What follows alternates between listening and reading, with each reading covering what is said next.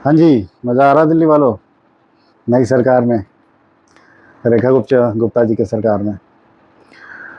तो देखो फैक्ट बात ये है कि कोई वो इलीगल नहीं कर रहा। आप लोग 10,000, 20,000, 30,000 की ज़मीन के चक्कर में पड़ के कि 10,000 पर मंथ की किस्त पे, 20,000 पर मंथ की किस्त में दिल्ली में ज़मीन मिल रही है, 30,000 रुपये गज, 40,000 रुपये गज ज़मीन मिल रही है काटी हुई कॉलोनी में।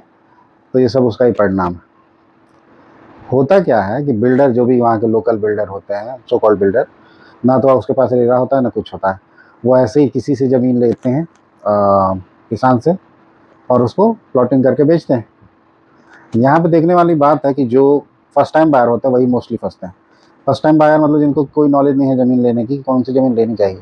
तो ज़मीन लेने के केस में आपको सिर्फ करंट टाइटल नहीं देखना कि रजिस्ट्री करा लिया, मोटेशन हो गया, वो ज़मीन आपकी, नहीं, ऐसा नहीं होता भाई मेरे।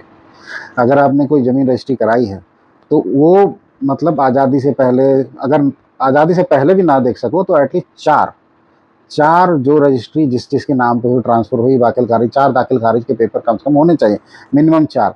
तब तो आपका कोर्ट में केस ठहरेगा, अदरवाइज़ वो भी नहीं ठहरेगा। ऐसे जनरली होता क्या है कि अगर आपको ज़मीन लेनी है कोई भी, अगर तो अथॉरिटी की ज़मीन है या डीडीए की ज़मीन है, वेल एंड गुड। अगर तो वो किसी प्राइवेट बिल्डर से ले रहे हो तो आप उससे मांगो जिस किसान से ली है उसकी ज़मीन, और उस किसान ने जिससे ली है ज़मीन, या अगर उसकी खानदानी ज़मीन है तो उसके पेपर दिखाए, अगर लाल डोरा की है ज़मीन है तो पेपर दिखाए, और तब जाके आप लो।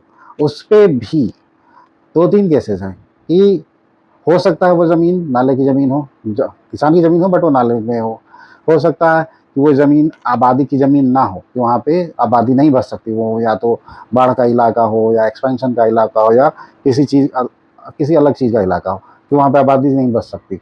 तो ये भी पॉसिबिलिटी है। तो सिर्फ ज़मीन का रजिस्ट्री हो जाने से आपका मालिकाना हक नहीं आ जाता। ये आप लोगों को पता लग गया होगा कि आपके पास चेन ऑफ डॉक्यूमेंट्स होने चाहिए, और वो ज़मीन किस अथॉरिटी में पड़ती है, और एक बार अथॉरिटी से आपको चेक करना चाहिए कि ये ज़मीन जो है ले रहे हैं और उसके वैलिड पेपर्स हैं, तो ये ज़मीन आपको आबादी में है, नहीं है, और इसका क्या इशू है, नहीं है, उस पर कितने केसेस चल रहे हैं, या केसेस अगर नहीं चल रहे हैं तो उसमें वो मास्टर प्लान के अंदर आता है, नहीं आता है, और वो आबादी वाली ज़मीन है, नहीं है, क्या वो बाद में टूट जाएगा, नहीं टूट जाएगा। ये सारी चीज़ें आपको पता करनी चाहिए। और ये कैसे पता होता है, आप जनरली तो आप लोग पता नहीं लगा सकते। किसी लॉयर कंसल्ट करो, 5-10 हज़ार रुपये दो, वो आपको सारी चीज़ें निकाल के दे देगा कि भाई ये ज़मीन लेने लायक है या लेने लायक नहीं है। ठीक है, तो आगे से ध्यान रखो आप लोग।